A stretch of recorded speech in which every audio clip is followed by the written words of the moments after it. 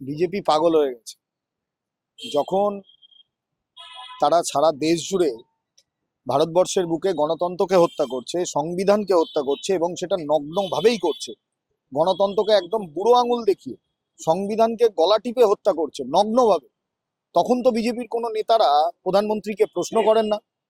যে সংবিধান হাতে নিয়ে শপথ নিয়ে সংসদের ভেতরে রয়েছেন, শপথ গ্রহণ করেছেন, নির্বাচিত প্রতিনিধি হয়েছেন, রাজ্যসভায় গেছেন, যারা আছেন বিজেপির, যে সমস্ত রাজ্যে এমএলএরা রয়েছেন, ক্ষমতায় আছে বিজেপি, প্রধানমন্ত্রী নিজে এবং স্বরাষ্ট্রমন্ত্রী স্বয়ং নিজে সংবিধানকে ছুঁয়েই কিন্তু শপথ গ্রহণ করেন।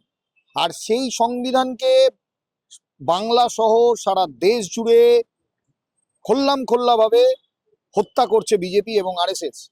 গণতন্ত্রকে গলা টিপে হত্যা করছে, সংবিধানকে হত্যা করছে, তখন তো কেউ প্রশ্ন করে না।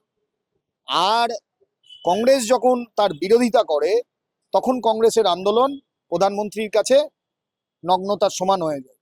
একটা ভারতবর্ষের প্রধানমন্ত্রী এই ধরনের ভাষা বলছেন, এখানে থেকেই প্রমাণ যে ভারতবর্ষের আজকের দিনের রাজনীতি, গণতন্ত্র কোন জায়গায় গিয়ে দাঁড়িয়েছে, কিভাবে লুণ্ঠিত হচ্ছে।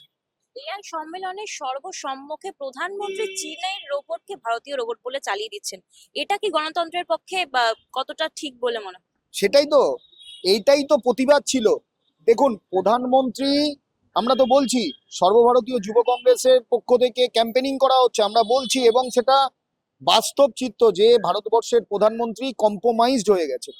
কখনো চীনের কাছে হচ্ছেন, কখনো পাকিস্তানের কাছে হচ্ছেন, ডোনাল্ড ট্রাম্পের কাছে হচ্ছেন। এফস্টিন ফাইলস বেরোচ্ছে, সেখানে এফস্টিন ফাইলে প্রধানমন্ত্রীর কথা আসছে, তখন তিনি ভয় পেয়ে যাচ্ছেন। যেভাবে এফডিআই ডিলটা করলো, সরাসরি যার প্রভাব ভারতবর্ষের কৃষকদের ওপরে পড়বে। রাজ্য, পশ্চিমবঙ্গের রাজ্য কৃষি প্রধান রাজ্য। আজকে বলুন তো, যেভাবে বিদেশি শক্তি, আমেরিকার বাজার রাজ্যের বুকে এসে বা দেশের বুকে এসে সরাসরি কৃষকদের ওপরে হস্তক্ষেপ করবে, যারা ফসল ফলাচ্ছে তারা ন্যায্য দাম পাবে না। কোনো বাইরের শক্তি, বাইরের বিদেশের বাণিজ্যিক পলিসি, সেটা জোর জবরদস্তি করে ভারতবর্ষের ওপর চাপিয়ে দেওয়া হচ্ছে, এবং এটা মেন কারিগর হচ্ছেন ভারতবর্ষের প্রধানমন্ত্রী। কারণ কারণ ওই যে আমরা বারবার বলছি যে ভারতবর্ষের প্রধানমন্ত্রী কম্প্রোমাইজড হয়ে গেছেন। আর তাই রোবোটিক ডগ, যেটা গলগতিয়া ইউনিভার্সিটিতে দেখানো হয়েছে, যেটা চায়নার প্রোডাক্ট, সেটাকে ভারতবর্ষের বলে দাবি করছে। কিন্তু এক হাস্যস্কর ব্যাপার। আবার প্রতিবাদ করলে তাদের জেল হচ্ছে, তাদেরকে।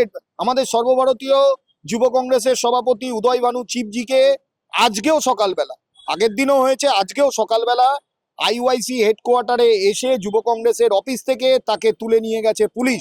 আমরা ধিক্কার জানাচ্ছি, আমরা প্রতিবাদ জানাচ্ছি। ইতিমধ্যেই প্রতিবাদ আমাদের হয়েছে, আরো বৃহত্তর আকারে হবে। যতদিন না ভারতবর্ষের মসনদ থেকে গণতন্ত্র হত্যাকারী, সংবিধান হত্যাকারী এই বিজেপি নামক ফ্যাসিস্ট শক্তির অপশাসন ঘটছে, কংগ্রেস এবং যুব কংগ্রেস রাজপথে লড়াই জারি রাখবে।